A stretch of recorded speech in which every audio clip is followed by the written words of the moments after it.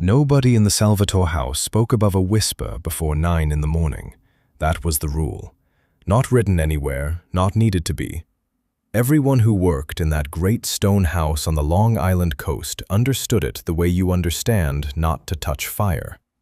Bertha understood it better than most. She was 28, heavy-set, quiet in her movements despite her size, and she had been dusting the library shelves of the Salvatore estate for exactly 4 months. Long enough to know the house, not long enough to know its secrets. Or so she believed, until that Monday morning changed everything. The sunroom sat at the eastern edge of the mansion, glass-walled, flooded with early light. It was where they kept Don Salvatore now, not because he asked for it, but because the doctors said sunlight helped stroke patients, helped the brain remember there was still a world worth waking up for. He sat in his wheelchair most mornings, facing the garden, silent, his once broad shoulders folded inward like a letter nobody would ever read again. 3 years. 3 years since the stroke had taken his words, his left hand, half his face's expression, and, everyone assumed, whatever remained of the man who used to run half the shipping lanes on the eastern seaboard. Bertha moved along the high shelves with her feather duster, humming under her breath out of habit, not realizing the old man's eyes had drifted from the garden to something else entirely. A small, dust-covered scale model of a merchant vessel sitting forgotten on the top shelf. His eyes weren't drifting. They were fixed, locked, the way a starving man looks at bread through a window. She didn't notice at first. She was thinking about her father, actually. She often thought about him while dusting, some old wood and brine memory triggered by the smell of the library. Her father had been a sea captain, retired, then gone 3 winters back. She still kept his things in a shoebox under her bed, still hadn't found the courage to open it properly. The door opened. Bertha straightened instinctively.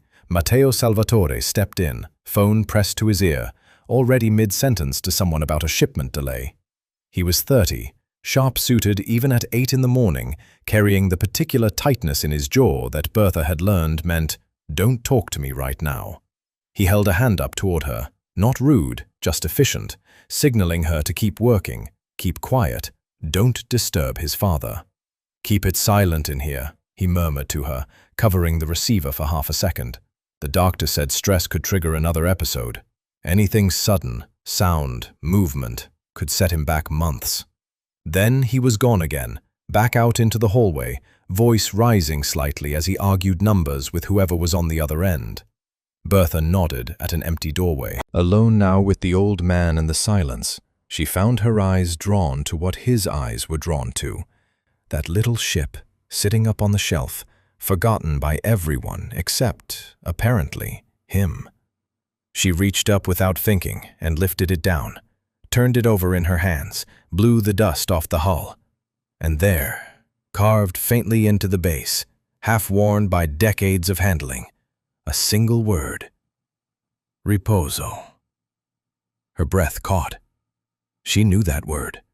Not from any language class, from her father's own mouth 100 times, always said with a strange reverence, like it meant more than rest or harbor.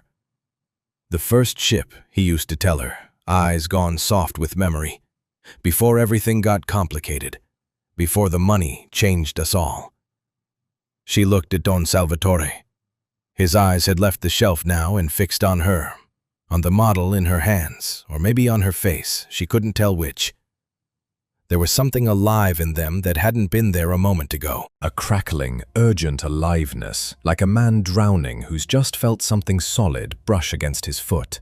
She didn't think. She just acted on some instinct she couldn't name, crouching slightly so she was eye-level with him. And she smiled, the way you'd smile at someone you already loved, though she'd never spoken a private word to this man in 4 months of employment. "Riposo," she whispered. For 1 full second, nothing happened.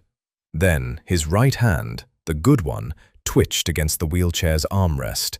His fingers curled, released, curled again, like a man testing whether his body still belonged to him. His lips parted, His jaw worked, straining against 3 years of silence and scar tissue, and doctors shaking their heads in hallways. And then, cracked and rusted but unmistakably a voice. His voice, the voice Matteo hadn't heard since a hospital bed 3 winters ago. Don Salvatore spoke. Vittoria. Bertha froze, the little ship still cradled in her hands, her heart slamming so hard she thought he might hear it. She didn't know who Vittoria was. She didn't know why that name, of all names, was the one that broke a 3-year silence. She only knew 2 things with absolute certainty. First, she had just witnessed something the finest neurologists in Manhattan had failed to produce in 3 years of trying. Second, nobody else in the world had seen it happen. Not Matteo, not the doctors, not the guards stationed discreetly around the estate's perimeter. Only her. Outside in the hallway, Matteo's voice rose again, some sharp final word to whoever was on the phone, and Bertha heard footsteps turning back toward the sunroom door. She had perhaps 4 seconds to decide what kind of person she was about to become. Bertha set the model ship back on the shelf exactly where she'd found it, angled the same way, dust smudged back into place along its hull.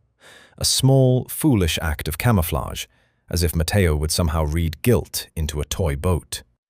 By the time he walked back through the door, phone finally pocketed, she was dusting the window frame like nothing in the world had happened. "Everything all right in here?" he asked, glancing at his father, whose face had already settled back into its usual stillness. The eyes, though. Bertha noticed the eyes hadn't fully gone quiet. There was still a flicker there, banked like a coal under ash. "Fine, sir," she said. "Quiet as church." He nodded, distracted, already halfway back into whatever crisis waited on the other end of his phone calls. Bertha watched him go and told herself she'd let it be. It wasn't her place. She was staff. Staff didn't insert themselves into a Mafia family's private grief, but the words sat in her chest all day like a swallowed stone. Vittoria. And the ship's name carved into that hull. Riposo. The exact word her father used to say with his eyes gone somewhere far away. By evening, she couldn't carry it alone anymore, not because she wanted credit, because she understood, suddenly and completely, what it might mean for a man who hadn't spoken in 3 years. She found Matteo in his private study a little after 8, the room lit by a single desk lamp, ledgers and shipping manifests spread out like a losing hand of cards. He looked up, irritated at first by the interruption, and then not when he saw her face. "Bertha, something wrong?" "No, sir. Something happened this morning. I should have told you right away, and I didn't, and I'm sorry, but I needed to think about how to say it so you'd believe me." He set his pen down slowly. "Believe what?" She told him. All of it. The model ship, the carved word, the way she'd whispered it without thinking, the way his father's hand had moved, the way his mouth had finally, after 3 years, formed a sound that wasn't a groan or a sigh, but an actual word. She watched Matteo's face travel through disbelief, then something sharper, anger, maybe, that a maid had gotten closer to his father in 30 seconds than he had in 3 years of visits. "Say the word again," he said quietly, exactly as you said it. "Riposo." Something crossed his face, not recognition exactly, more like a door creaking open on a room he'd forgotten existed. That was the name of one of my father's first ships, before the company got big, before it got... He stopped himself, chose a gentler word than the one he'd almost used. Complicated. "I know," Bertha said. "My father built it with him." Matteo went very still. She reached into her apron pocket. She'd carried it with her all day, unable to leave it in her room, some instinct telling her she'd need it before the sun went down, and set a small, tarnished pocket watch on the desk between them. She opened the case. Inside, engraved along the rim in looping, old-fashioned script, was a single word: Riposo. "My father was a sea captain," she said. "Retired years back, passed 3 winters ago.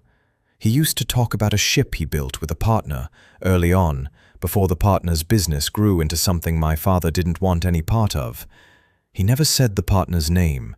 He just said it broke his heart a little, watching a good thing become something else." She swallowed. "He gave me this watch before he died. Said it was the only thing from that time worth keeping."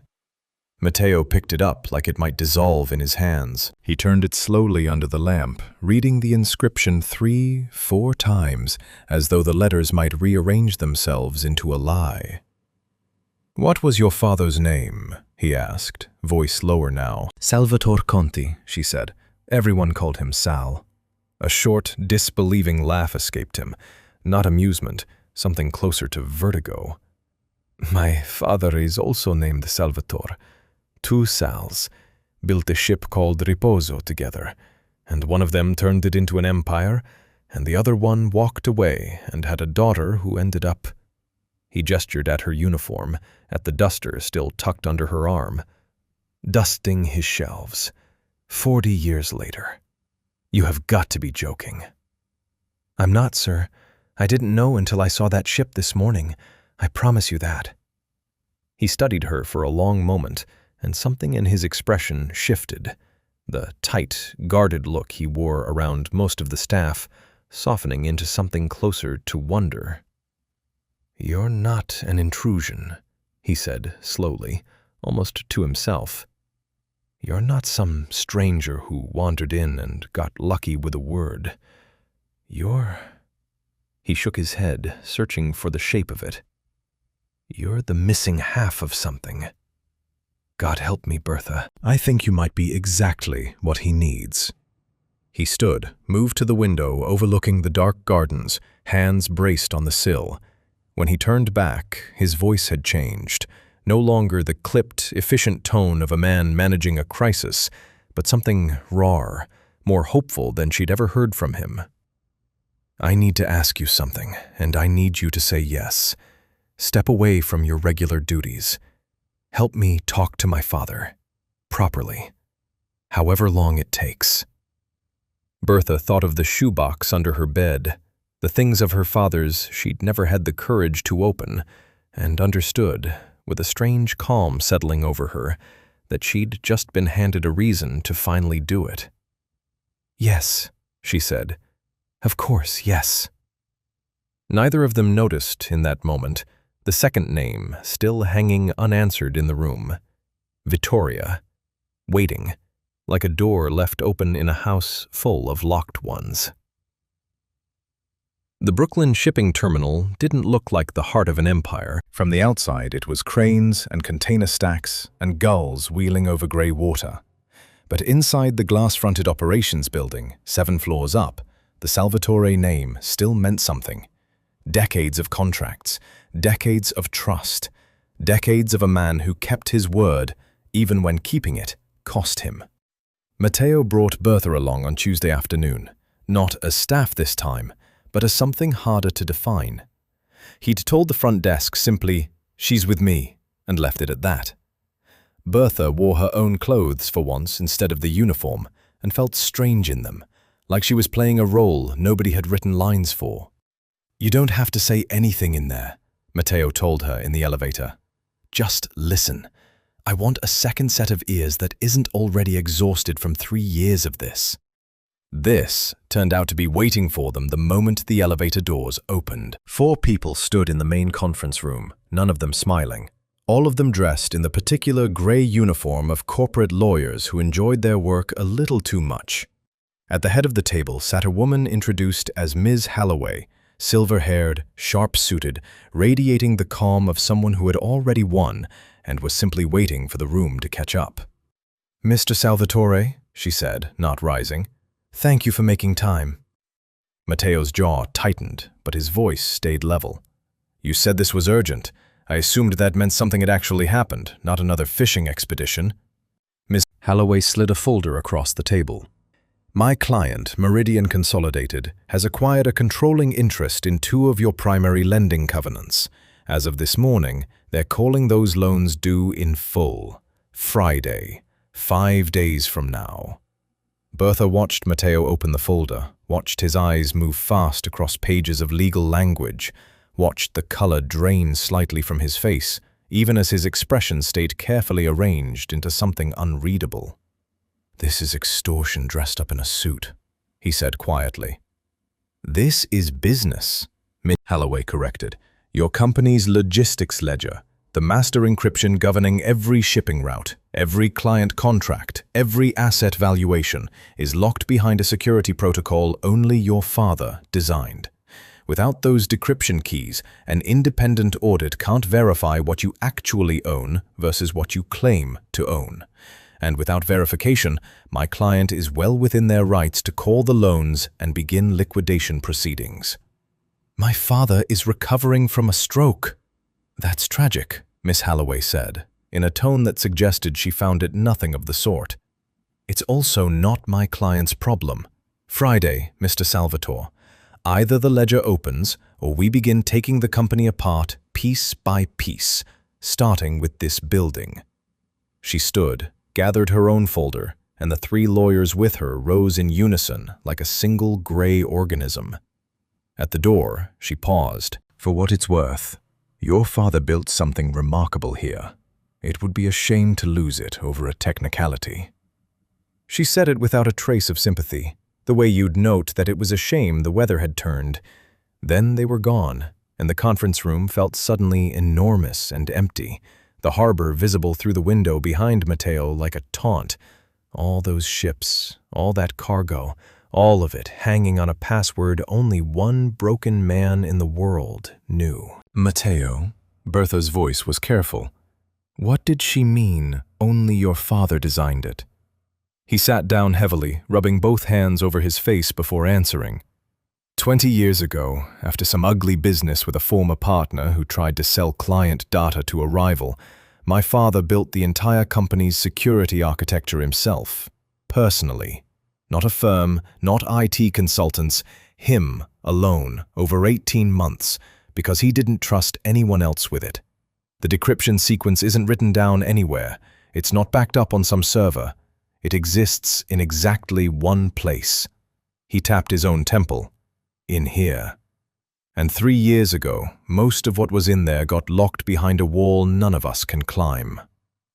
Bertha thought of the sunroom, the ship on the shelf, the way one carved word had cracked 3 years of silence in under a minute. "We got him to speak this morning," she said slowly. "With one word. What if there are more? What if the whole thing isn't locked? What if it's just buried and we haven't found the right shovel yet?" Matteo looked at her like she'd said something either brilliant or insane, and for a moment couldn't decide which. "You're talking about using my father as a human key," he said. "I'm talking about using memory to reach memory. You said it yourself. He built that security system out of things that mattered to him. Dates, names, things from before the stroke, before the money got complicated. That's not a coincidence, Matteo. People don't hide their most important secrets behind random numbers. They hide them behind the things they love." He was quiet for a long moment, staring out at the container ships lined up along the dock like a row of patient giants. "Friday," he said finally, more to himself than to her. 5 days to reach a man 3 years of doctors couldn't reach in 3 years of trying. "We reached him once already," Bertha said, "in under a minute. With one word." Matteo turned to look at her, and something in his face, desperation braided tightly with a thin, stubborn thread of hope, made him look, for the first time since she'd met him, genuinely young. "Then we'd better start finding the rest of the words," he said. Wednesday morning arrived gray and close, the kind of sky that pressed down on the Long Island coast like a held breath. Bertha was in the private wing before 8, a tablet borrowed from Matteo's IT team balanced on her knees, sitting beside Don Salvatore's bed instead of dusting the room around it. Matteo had cleared his morning of everything except this. He sat on the old man's other side, laptop open, connected through a secure line to the encryption interface his father had built 2 decades ago. A black screen with a single blinking cursor, waiting for a sequence no living person fully remembered. "We do this slowly," Bertha said before they began. "No pressure, no rushing him. If he gets agitated, we stop. Immediately. No arguments." Matteo nodded, though she could see the clock running behind his eyes, Friday looming like a held breath of its own. They started with the ship. Bertha set a small printed photo of the Reposo model on the tablet screen, the same vessel from the sunroom, and watched Don Salvatore's eyes settle on it the way they had 2 days before. Fixed, hungry, alive. She didn't say the word this time. She waited, patient, letting the image do the work. His right hand twitched against the blanket. "That's good," Bertha murmured, matching her father's old tone without meaning to, the gentle patience of a sailor talking a nervous crew member through rough water. "You remember her, don't you? Tell us when she was built. Blink once for yes, twice for no, and we'll count together." She began reciting years, slow and even, starting from the 1970s and working forward. Nothing at first. His eyes stayed steady, unreadable. Then, at 1979, a single, deliberate blink. Matteo's hands hovered over the keyboard. 1979, he said, and typed it into the first field of the sequence. The cursor blinked, waiting for more. They kept going.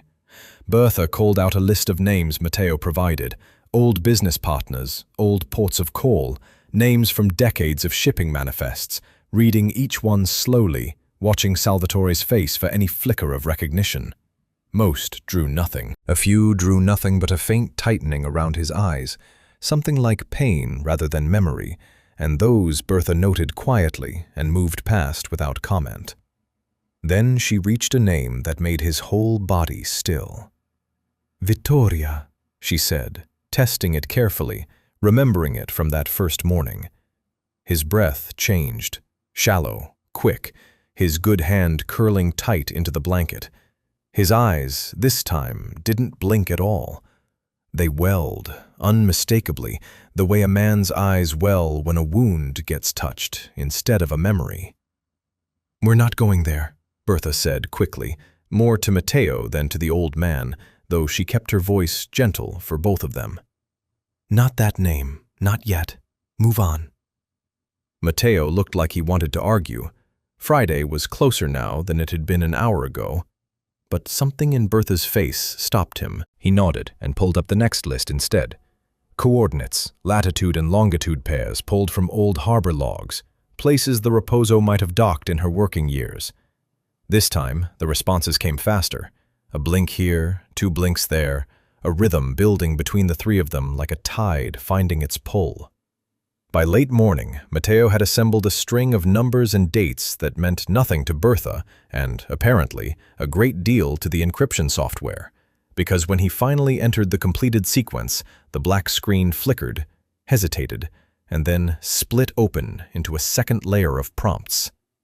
"That's it," Matteo said, staring at the screen like he didn't quite trust it. "That's the first layer. 3 years, and we just cracked the first layer in 4 hours."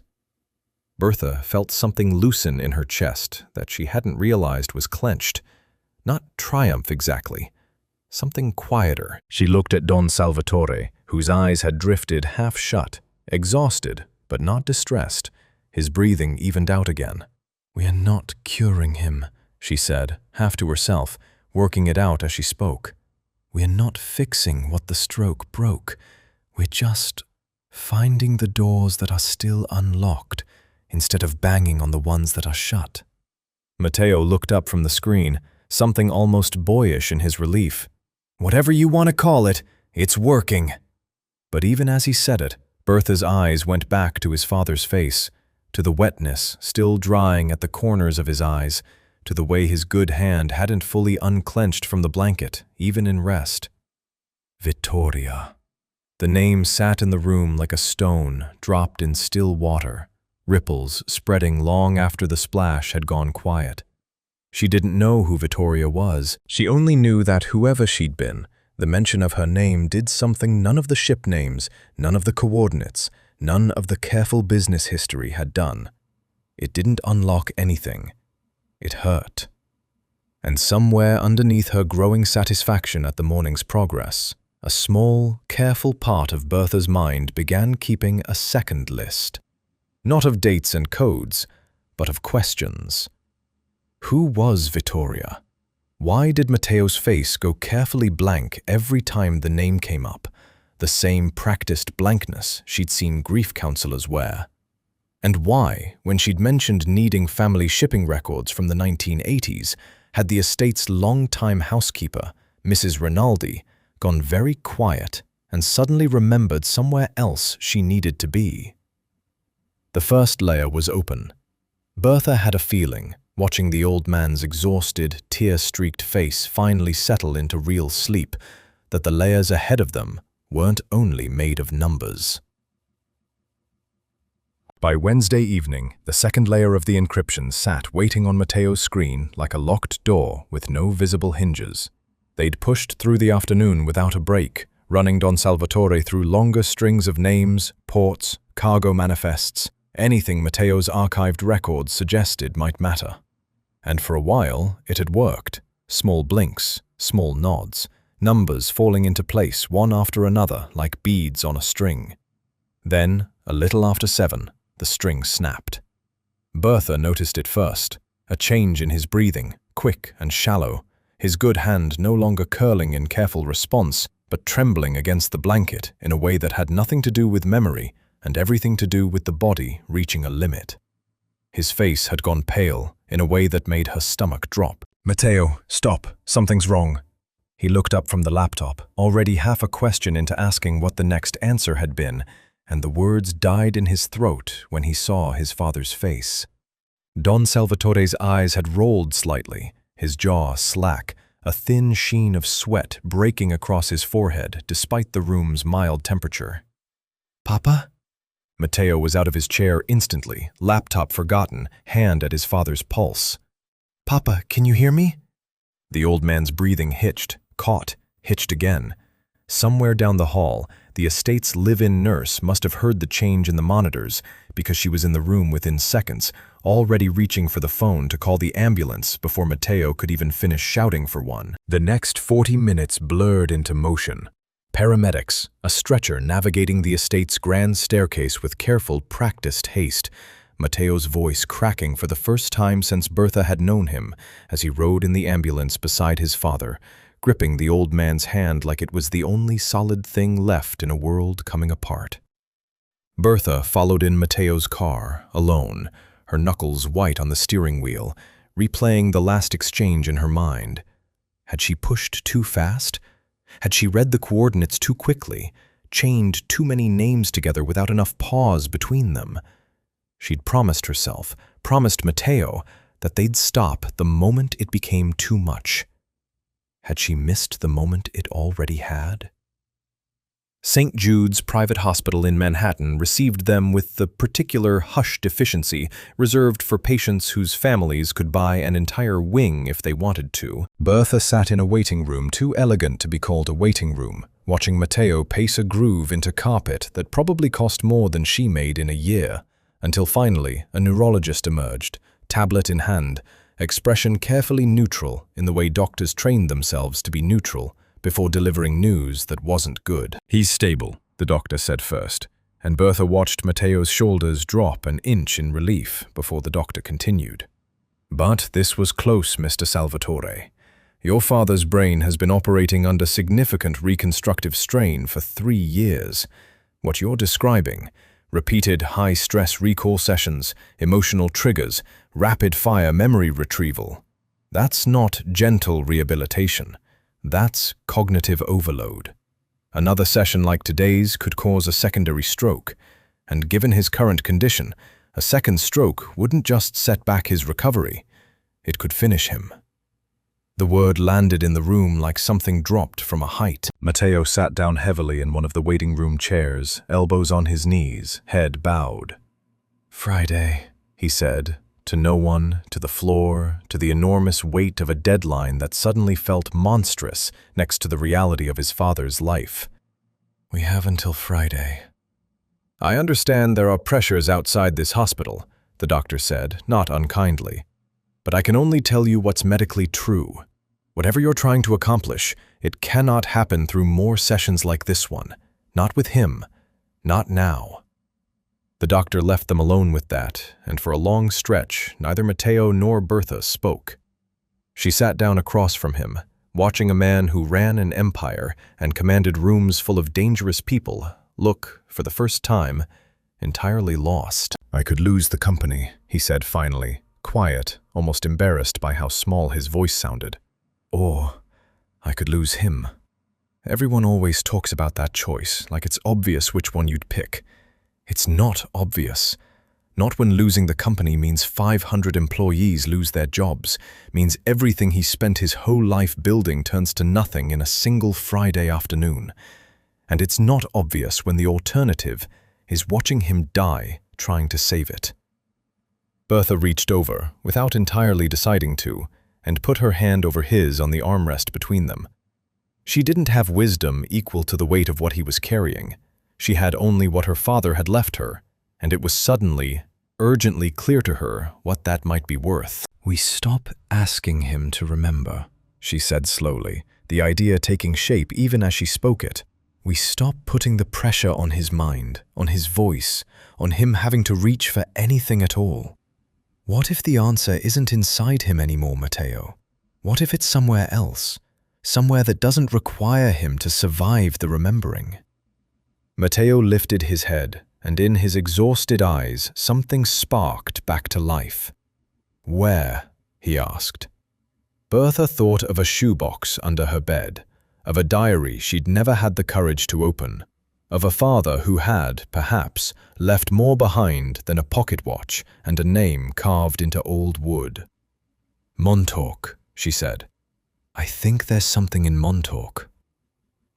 Thursday morning came in wrapped in fog, the kind that rolled off the Atlantic and swallowed the Montauk coastline whole, turning familiar roads into grey suggestions of themselves.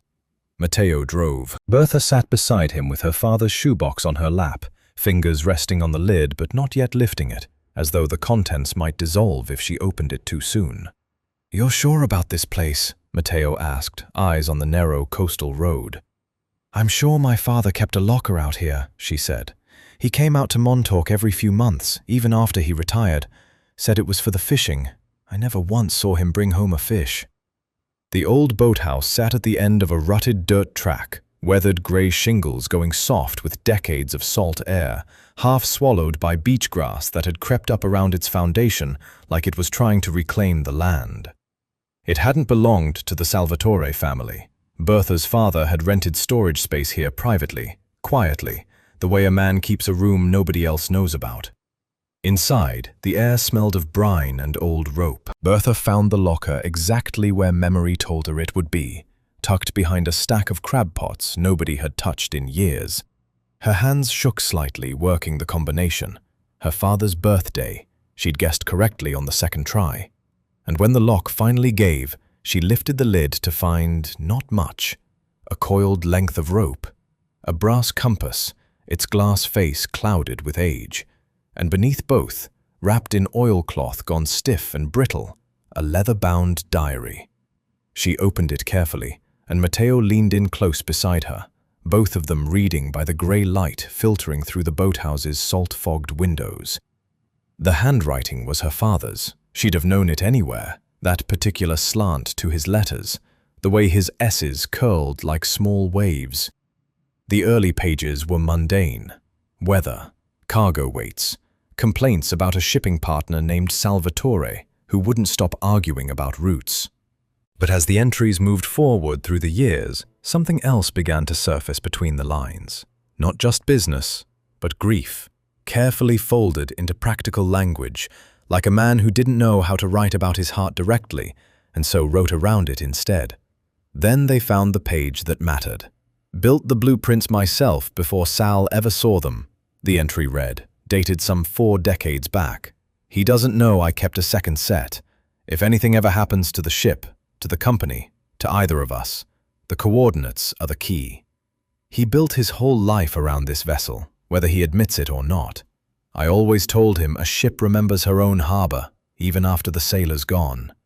Beneath the entry, carefully drawn in fading ink, was a full technical sketch of the Raposo, every plank, every rivet, annotated with numbers that meant nothing to Bertha and everything, she suspected, to whatever waited on the other side of Matteo's laptop screen. A sequence of coordinates ran along the bottom margin, 6 sets in total, marked in her father's careful hand.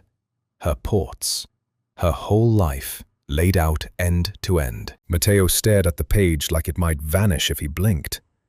"These aren't just numbers," he said slowly. "These are the actual coordinates my father used as the foundation layer of the entire security system. I've seen fragments of this pattern before, buried in old system logs, and never understood where they came from. He built his encryption architecture around the life of a ship, Bertha, around this ship. He built it around the one thing that mattered enough to survive a stroke," Bertha said quietly, understanding arriving in her chest like sunrise. Not company secrets, not business. Something he loved before all of it got complicated. Matteo photographed the pages carefully, hands still silent, unsteady, and then sat back against a stack of old crab pots, letting out a breath that seemed to carry 3 years of exhaustion with it. "We don't need another session with him," he said. "We don't need to put him through anything else. It's here. It was here the whole time, in a boathouse nobody but your father knew about." Bertha nodded, relief loosening something tight in her own chest. And then, turning another page of the diary almost absently, she stopped. A folded photograph slid loose from between the pages and landed in her lap. She picked it up, unfolded it, and found herself looking at 2 young men standing on a dock beside the freshly built Raposo, arms slung around each other's shoulders, grinning like the whole world was still ahead of them. One was unmistakably a much younger Don Salvatore. The other, she realized with a jolt, was her own father, decades younger than she'd ever known him. And standing between them, laughing at something outside the frame, was a young woman Bertha had never seen before in her life. On the back, in her father's handwriting, 3 words: Sal, me, Vittoria. Bertha's breath caught. She turned the photograph toward Matteo without a word, watching his face change as he recognized the name written there, the same name that had brought his father to tears at the mere mention of it, the same name none of the staff would speak, the same name Bertha had been quietly, carefully wondering about for 3 days. "Matteo," she said slowly, "I think we just found something bigger than the security codes." Outside, the fog was beginning to lift off the water, revealing, in the far distance, the gray outline of the Manhattan skyline waiting for them. And Friday, closer now than either of them wanted to admit. Friday arrived like a verdict already written. The Meridian Consolidated legal team had chosen a boardroom on the 40th floor for the final meeting, all glass and cold marble, the kind of room designed to make the people inside it feel small. Matteo walked in wearing the calm, unreadable expression Bertha had learned meant he was holding himself together through sheer will. Bertha followed a step behind, an earpiece hidden beneath her hair, a secure tablet in her bag connected by encrypted line back to the mainframe at the estate, and to Don Salvatore, resting in his private hospital room, no longer part of the confrontation, but still, in a way, its quiet center. They hadn't told him about Vittoria yet. There hadn't been time, and Bertha privately suspected there wouldn't be time until this was over. Some conversations, she'd decided, deserved a calmer room than a hospital bed under deadline pressure. Ms. Halloway was already seated when they entered, flanked by her usual grey-suited entourage, a stack of foreclosure documents squared neatly in front of her like she'd rehearsed the angle. "Mr. Salvatore," she said, not rising, "I trust you've brought the decryption keys."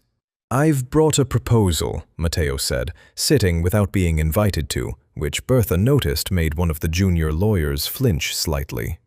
"A restructured payment timeline, 90 days, full interest, backed by—" "The terms were due today," Ms. Holloway interrupted, unmoved.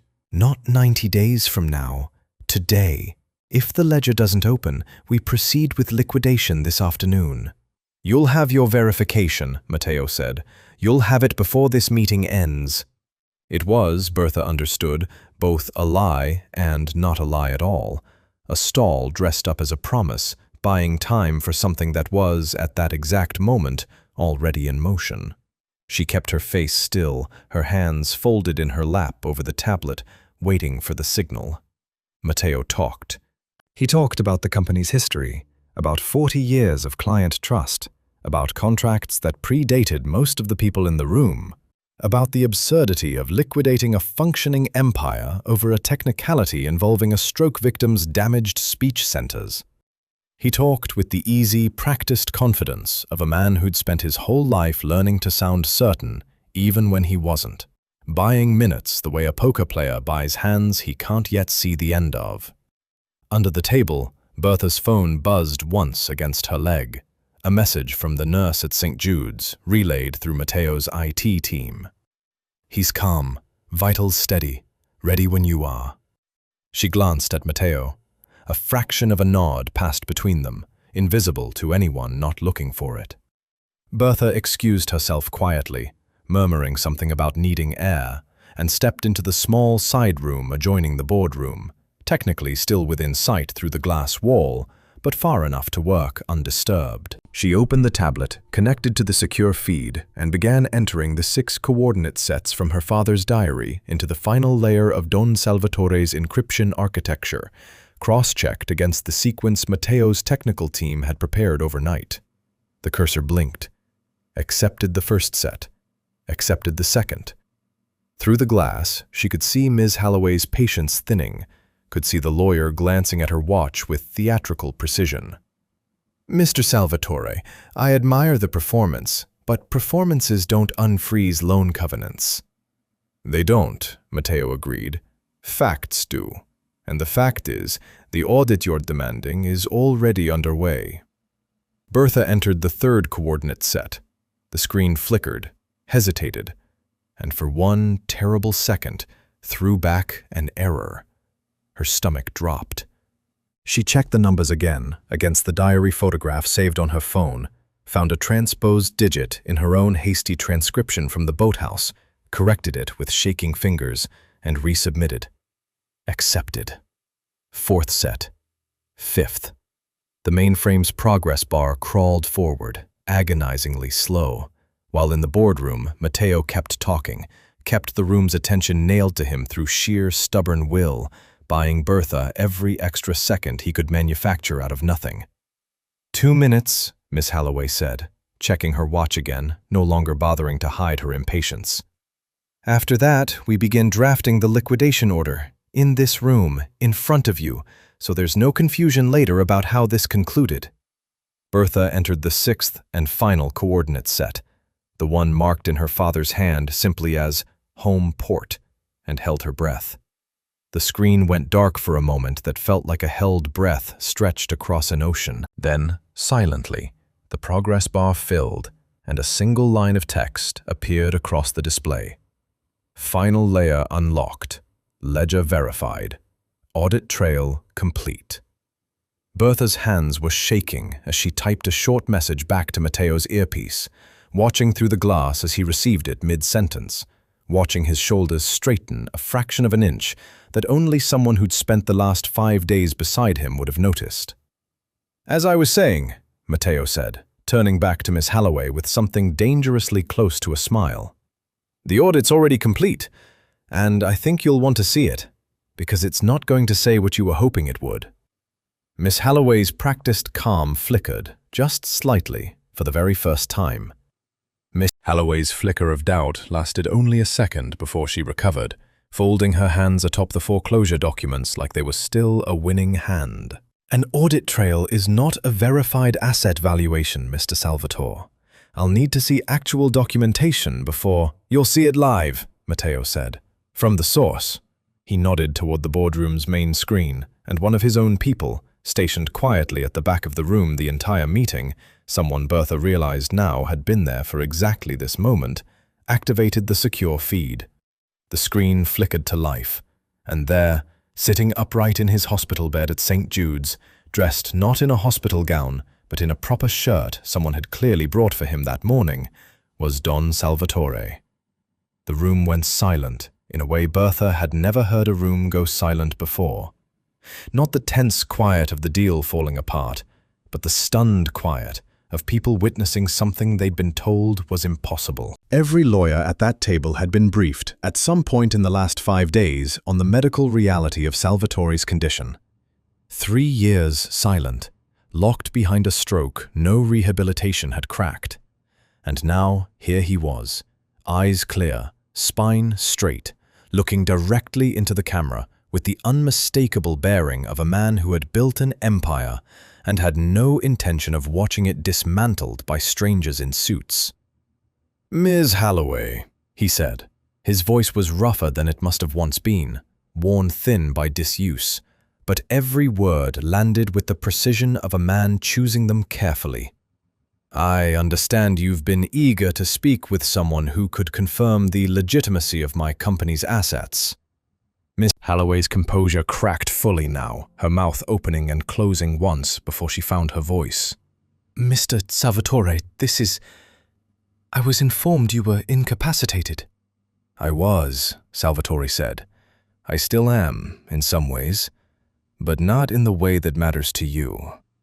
He glanced, briefly, off camera, towards someone Bertha couldn't see, and she understood with a small, warm ache that it was probably the nurse, or perhaps a doctor standing by to monitor him through this.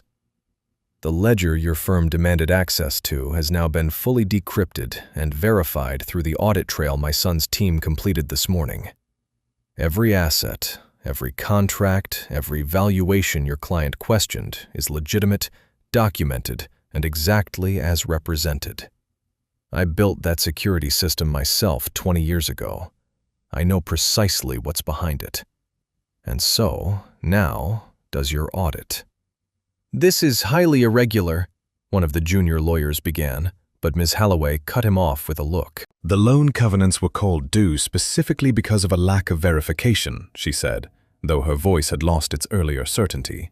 "If the audit confirms—" "It confirms everything," Matteo said, sliding a printed summary across the table, the same data Bertha had unlocked 40 minutes earlier, now formatted into the cold, clean language lawyers respected. "Every asset accounted for, every contract current. You called the loans on a technicality that no longer exists. I'd suggest your client reconsider proceeding with liquidation against a fully verified, fully solvent company. That's not just bad legal footing. That's the kind of decision that ends up in front of a judge, who asks very pointed questions about bad faith." The silence that followed had a different quality than the one before, no longer stunned, now calculating. Bertha watched Ms. Holloway's eyes move across the printed summary, watched the practiced blankness of her expression give way, slowly, to the particular stillness of someone recalculating an entire strategy in real time. "I'll need to confer with my client," Ms. Holloway said finally, gathering the documents with hands that were, Bertha noticed, very slightly less steady than they'd been an hour ago. "Take your time," Matteo said. "We're not going anywhere. The company isn't going anywhere." The legal team filed out with considerably less ceremony than they'd filed in, and the boardroom door had barely clicked shut before Matteo turned back to the screen, all the careful composure of the last 5 days finally cracking into something raw. "Papa," he said, and his voice broke slightly on the single word. "You did it. We did it." Don Salvatore's eyes, still fixed on the camera, found something behind Matteo, found Bertha, standing quietly near the side room's threshold, tablet still clutched to her chest. "Bertha," he said, and it was the first time he'd said her name aloud, the first time she understood that he'd known who she was this entire time, had perhaps known from that first morning in the sunroom exactly whose daughter had walked into his library. Come closer. I want to see your face. She stepped forward, throat tight, and stood beside Matteo in front of the screen. Your father was the finest man I ever sailed with, Salvatore said, each word costing him visible effort, but his eyes never leaving hers. I let money come between us. I let the business become bigger than the friendship, and I never fixed it before he died. And that is the one regret this stroke never let me forget, because it lived in the part of me that never went quiet. His good hand lifted slightly, as though reaching toward the camera. You brought his voice back into this house, and in doing that, you brought a piece of him back to me, and a piece of me back to my son. There is no version of saving this company that would have meant anything if it hadn't happened this way. Matteo, beside her, wiped roughly at his eyes with the back of one hand, laughing softly at himself for Bertha felt her own eyes burn, thinking of a shoebox under her bed, a diary in a Montauk boathouse, a photograph of 3 young people on a dock who hadn't yet learned what the years would cost them. There's someone else in that photograph, Don Salvatore, she said quietly. Someone we still need to talk about. The old man's face, still bright with the emotion of the moment, went suddenly, carefully still. Vittoria, he said. Yes, I think it's time I finally told that story. Don Salvatore's story took the better part of that Friday afternoon to tell, delivered in halting, effortful sentences from his hospital bed, Matteo and Bertha seated close on either side of him, like 2 people finally being let in on a secret their whole family had circled for decades. Vittoria, it turned out, had been Bertha's mother, not a stranger, not some old flame lost to time and business. Salvatore's voice caught more than once telling it, how Vittoria had loved the sea long before she'd loved either man who built ships upon it, how she'd sailed with both young captains in training on the Raposo's maiden voyage, how for one brief, complicated summer 40 years ago, both Salvatore and Bertha's father had loved her in equal, aching measure. She had chosen Sal Conti, chosen the quieter man, the one who wanted nothing bigger than a good ship and an honest life. And Salvatore, heartbroken but proud, had stepped back and let that friendship survive the loss by never once speaking her name again. She died when you were 4, Salvatore told Bertha, his good hand finding hers on the blanket. Fever, the winter your father took the Raposo's final voyage before he sold his share and walked away from the business entirely. He never blamed me for loving her. I think that's why I could never say her name after. It wasn't guilt over losing the friendship. It was grief I never let myself finish. Bertha sat with that for a long moment, feeling the shape of her whole life shift slightly under her. A mother she barely remembered, a father who'd carried a private grief in his chest for 30 years and never once let it show, and a rich, dangerous man whose sunroom she'd been dusting for 4 months, who had, it turned out, loved her mother first. He kept your watch engraved with the ship's name, Salvatore said. I think some part of him always hoped someday someone would find their way back to this house because of it. He was a patient man. He'd have liked knowing it took 40 years, but it worked. By Saturday evening, the story had settled into something the whole estate seemed to know without being told directly. The particular quiet knowledge that moves through household staff faster than any official announcement. The grand terrace was strung with lights for the evening, long tables set out overlooking the dark water, a celebration thrown not for the saved company, though that reason existed too, but for something harder to name and more worth marking. Don Salvatore sat at the head of the terrace in his wheelchair, a blanket over his knees despite the mild evening, watching his staff eat and laugh in a way Bertha suspected hadn't happened on these grounds in 3 long years. His color had improved. The doctors, cautiously, were using words like remarkable and unprecedented in their notes, though privately they credited less medicine and more the particular alchemy of a lost friend's daughter walking back into a broken man's life at exactly the right moment.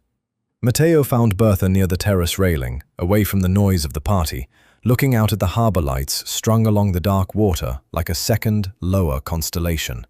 "I have something for you," he said, holding out a folded document. "Read it before you say anything." She unfolded it carefully. It was a contract, formal, notarized, drafted sometime in the last 24 hours by someone clearly moving fast. Her name sat at the top, printed in careful legal type. Bertha Conti, Corporate Estate Director. Beneath it, terms that made her breath catch. Not staff wages, but a full partnership stake in the estate's operations, equal standing beside Matteo in matters concerning his father's care, and, further down, language that made her look up at him sharply. A clause naming her as an equal advisor in the broader shipping business itself. "Matteo, this is earned," he said simply. "You didn't just save the company, Bertha. You gave my father back 3 years he thought were gone forever, and you did it without anyone asking you to, without any promise of reward, because it was the right thing to do.